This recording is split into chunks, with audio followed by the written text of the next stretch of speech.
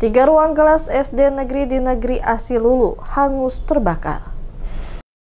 Kebakaran melanda sekolah satu atap SD negeri 336 dan SD negeri 338 di negeri Asilulu, Kecamatan Leihitu, Kabupaten Maluku Tengah pada Jumat 26 September 2025 malam hari. Peristiwa itu menghanguskan 3 ruang kelas. Kebakaran terjadi sekitar pukul 23.30 waktu Indonesia Timur. Sejumlah warga yang melihat api langsung berbondong-bondong mendatangi lokasi untuk membantu memadamkan kobaran api dengan peralatan seadanya. Salah satu saksi, Said Lain, 47 tahun, warga negeri Asilulu, mengaku pertama kali melihat api di bagian atas bangunan sekolah. Selanjutnya, ia memanggil masyarakat mengambil air dari sekolah dan rumah-rumah warga untuk memadamkan api. Saksi lainnya, Emi Mahuleti, 54 tahun, yang juga merupakan ASN, mengatakan dirinya melihat api telah membakar bagian ruang sekolah saat masih berada di rumah.